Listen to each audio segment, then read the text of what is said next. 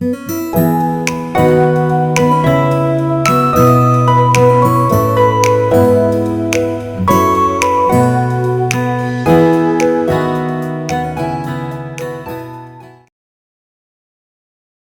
this video, I'm going to build a dashboard, and this is the data which I'm going to use. This is the real world data which is coming from 311 service request, City of Little Rock, Arkansas. And this is a simple model view. And this is the dashboard page which we are going to build. As you can see, there are several visuals up here. And we have a matrix, we have a map visual, we have a line chart, and other visuals too. So we are using a play axis third-party visual. So I've added a month here to that play axis. As soon as I click the play button, all the visuals being interactive, they will change values, and it gives you a look and feel, right, like a live or streaming dashboard. So as a first step, let me just go ahead and try to build from ground up. This is the dashboard page, and first let me insert an image, and this image I've downloaded from their website. And let me just click on open, and the image is here. And by selecting the image, you can do a lot of format changes. So we can go to the format section. In the image style, from normal, we will change it to fit. And there is also option for action. So we have all those things. You can go back, bookmark, page navigation, etc.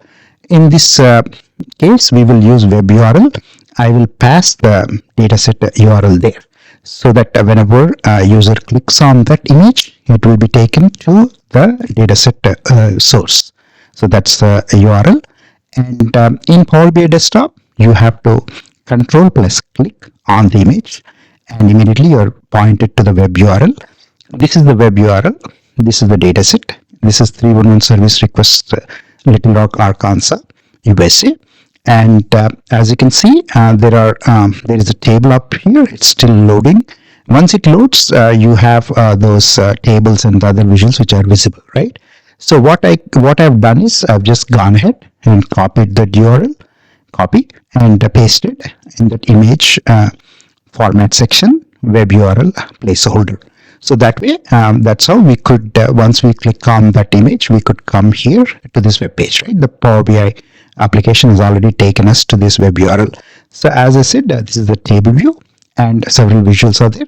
We have used this dataset to create a lot of report pages. So most of the people who have seen my playlist, they are familiar with this dataset. So coming back to the report view, we are in the dashboard page. So what we could do is whenever we want, we can refresh the data so that the most recent data will be in our model. So what we could do is we can push this step towards the end of the video, and this way all the tables are updated to the most recent date, right? So that is that part of it. We can do it later. So what we could do is next we can use a third-party play access visual, which I have downloaded from AppSource. If you haven't done, please go ahead and download it. In case if you are following along, it will be easy for you to use the same kind of visual, right? So for this visual, the field could be anything, right? We could use from the fact table, we could use subcategory, we could use issued subtype or whatever. But in this case, I thought I will use my month here. I will pass month here from the calendar table, add to this field, right? So that way you have the play access field ready. And in the format section, you can make all the changes. So I want it to be colorful, so I have enabled that button.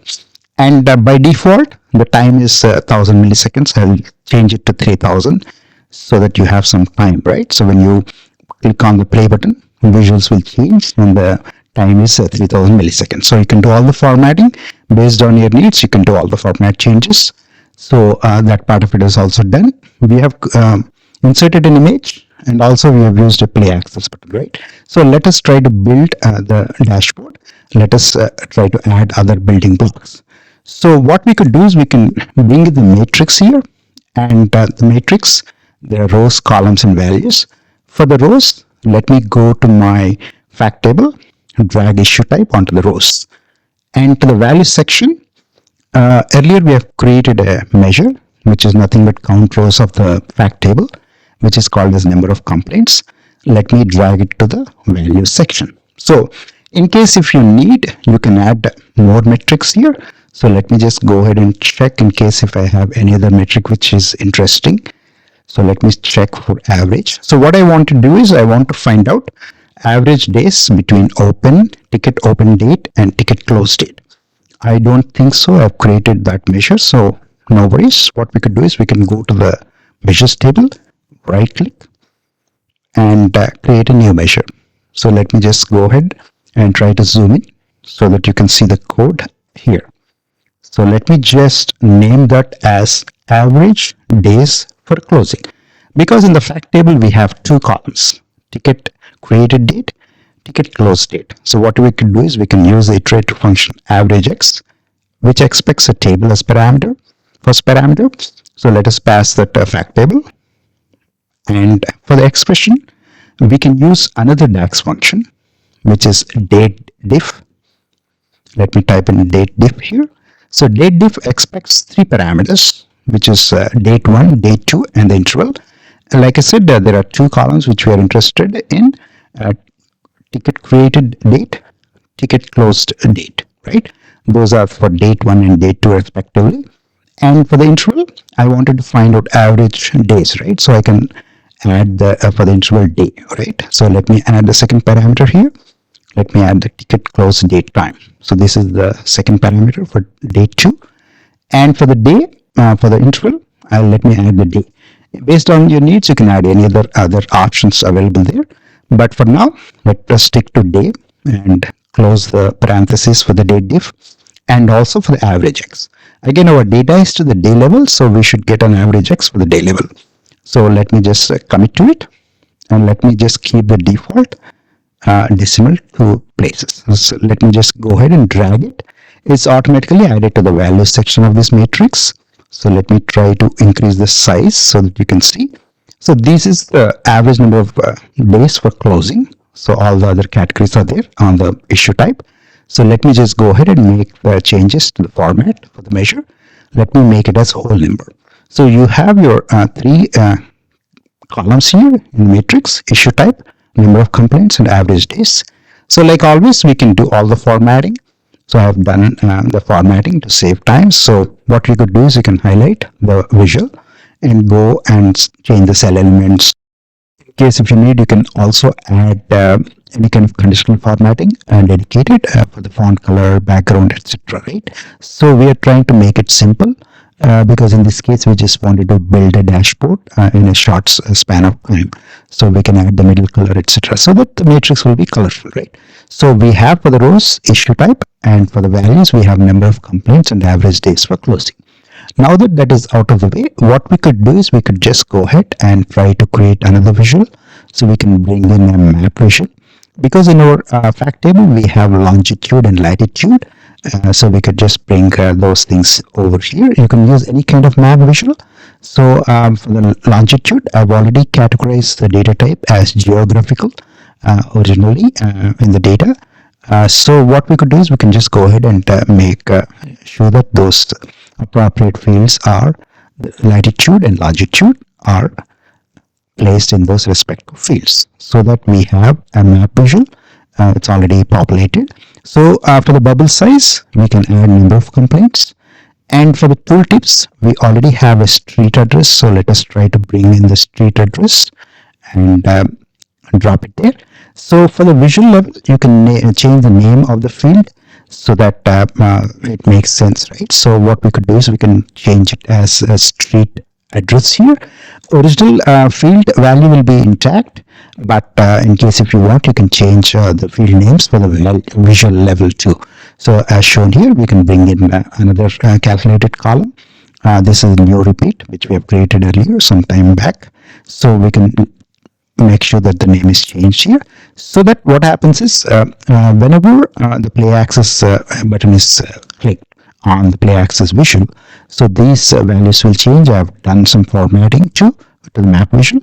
So when you click on it, based on the selected month in the play access visual, so the values will change in the matrix and as well as in the map visual.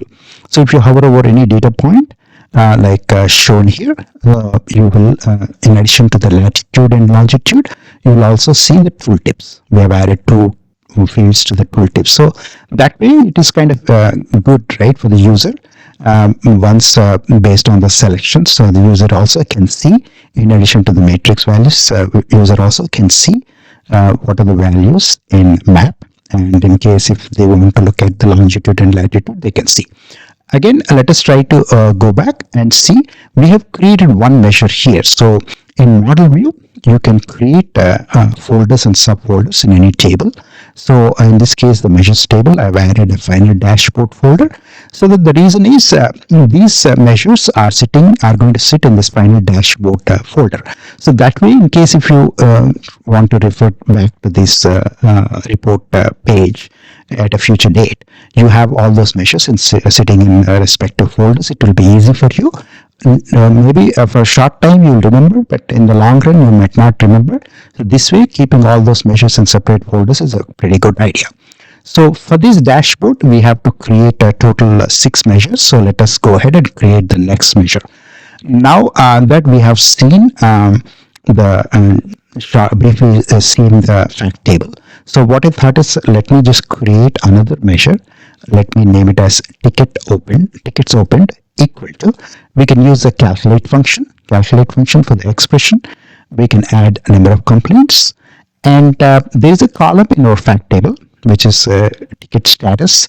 So there are two things, there are open and closed. So what we could do is, for the expression, we can say that, hey, if this particular column is equal to open, give me the number of complaints. That way we get the tickets open, right? So let me just add that part here, in quotes, open, close the parenthesis for the calculate function, commit to it, and we will also do the formatting, whole number. So this particular measure is ready, right? So what we could do is, before creating another measure, let me just go to the main table. Let me show you that particular column, so that way you'll get an idea. So this is the column which I was talking about. There are two categories here, open and closed. So now that we have created for open, all we have to do is go to the measure which we just created, copy that code, and copy and create another measure, and paste this code in that area, and try to change the name of the measure. Instead of open, it will be closed, and in the expression, instead of open, it will be closed. So that way we have 3 measures ready: average number of days, tickets opened, and tickets closed. Now that we have these 3 measures, the next 2 measures, which are nothing but percentage of open and percentage of closed, it should be easy for us. So what we could do is, we can just go ahead and create another measure, create a new measure, and in this case we will name that measure as percentage opened equal to, we will use the divide function, and for the numerator we will add tickets opened, and for the denominator we will add number of complaints, right? It's a pretty simple code to calculate percentage opened, and commit to it. Once we commit and change the format to percentage, we have percentage opened measure ready for us. Perfect. So all we have to do is copy this again, create a new measure in the same folder, and create a new measure and paste it there, and tweak this code, right? Instead of opened, change it to closed, percentage closed, and instead of for the divide, for the numerator, instead of tickets opened, the option would be tickets closed, right? Let me just search for it. Okay, let me see that I made a typo there, probably. Looks like tickets closed. So I think I did not add space between tickets and closed. So let me just pick that correct measure. So I am ready with my percentage closed now.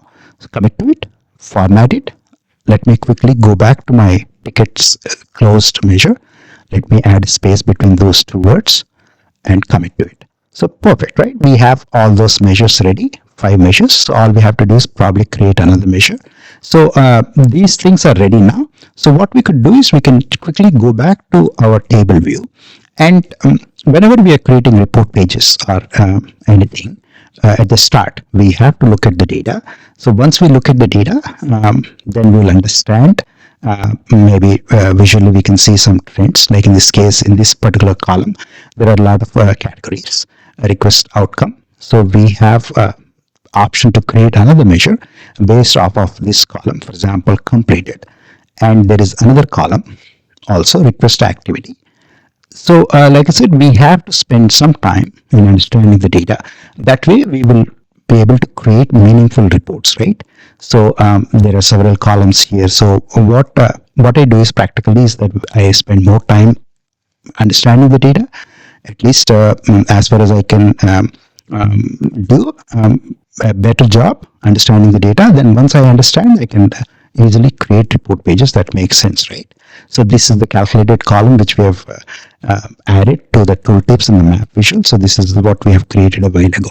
So perfect now. So what we could do is, now that we have done this part, we can just start creating all those card visuals on the top right. So what we could do is we can just create another measure. We will say that tickets waiting and in process. This is the measure name. So as we have already seen the column there, outcome column. So what we could do is we can use calculate here, and we will pass for the expression tickets opened, comma, and we will use a column which is a request outcome column from the fact table. 311 Little Rock AR data request outcome. Let me just scroll down, grab that column, equal to, not equal to, completed.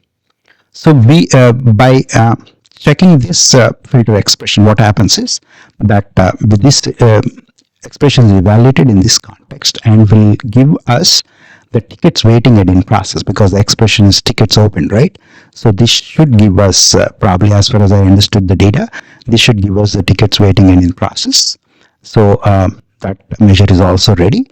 We have formatted it, so we have a whole number. So in all, we have created 6 measures, and we are ready now to add them to the new card visuals. So based on your needs, you can add a card visual or any other visual too.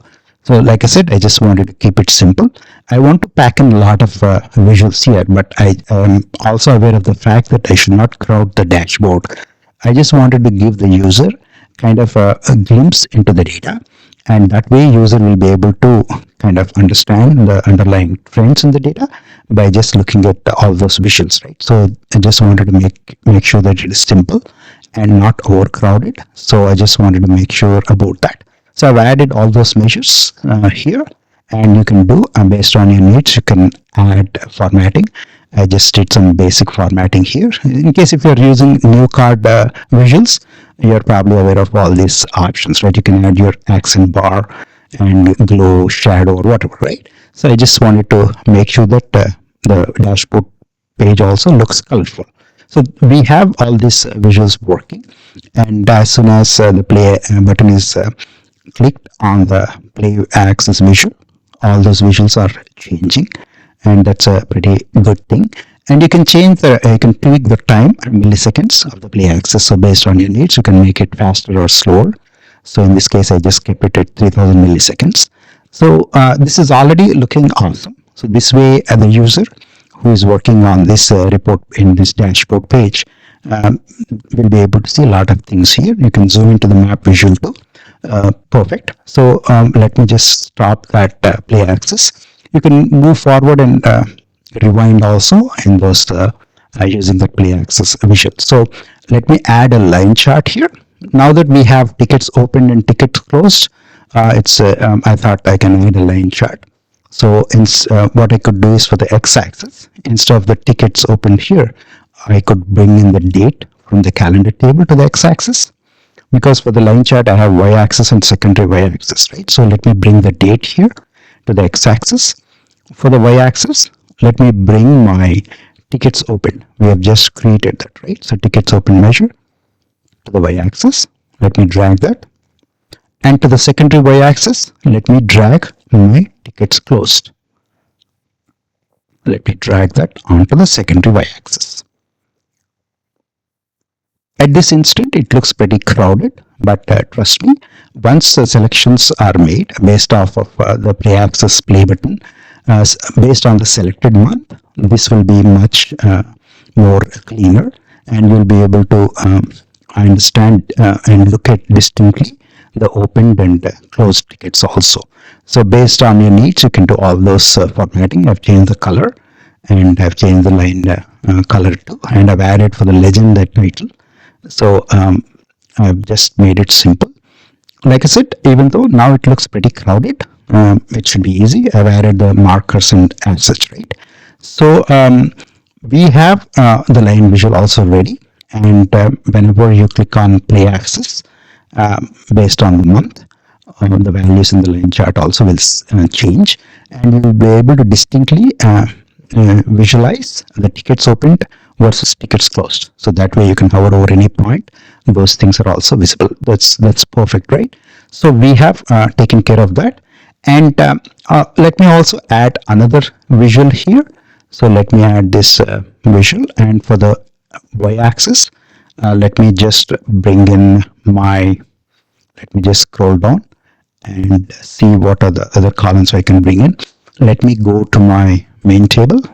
Let me bring in the issue subcategory to the y-axis, and for the x-axis, let us bring in the average days for closing, right? So that way we have that visual also ready, so that you have your average days for closing by subcategory. That visual is also there. And go ahead and I've just made a simple gradient style conditional format. So you can add a field value also. In case if you need, you can create a dedicated measure. So that we're almost done with it. In this area, we have already created one visual in one of the first videos when we started this playlist. So this is the visual. So what I could do is, instead of creating it again, I will go to the report page, copy that, come back to this dashboard page, paste it here, and then resize it. So that way we don't have to create this visual again, right? So we are using the already created visual. So let me just disable the legend. Perfect. So this visual is also ready. So now our dashboard is ready. I mean, in case if needed, you can tweak any kind of formatting and etc. Right?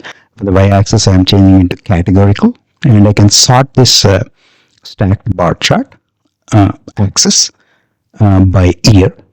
So that way we have 2025, the latest one. If you scroll down, you can also see that 2016, which is not visible currently because the size is minimal right here. So you can see all the years. So at a glance, based off of the selected month in the play axis, all the visuals will change, and it is not overcrowded. So in a short span, just under like 25 minutes, we are able to create a dashboard which is packed in with a lot of visuals. And for example, you can select that particular play axis, and you can see all the interactions. And in these two visuals as highlighted, those are being highlighted, right? What we could do is we can select the play axis visual, go to format, go to edit interactions, and in these interactions you can see you can filter, you can also highlight. So currently it is highlighted, so let me filter it, and let me go to this visual, also filter it. So that way we have the clear bar visible. That way also it looks cool, I thought. So instead of highlighting, we have taken care of the edit interactions. It's a pretty simple way to edit interactions of visuals. In case if you want, you can disable any other visual too. So just all you have to do is go to format, select the visual. So perfect. Now if I click on the play button, all the visuals are changing based on the selected month, right? For example, here you are June 2016, etc. So it's pretty cool.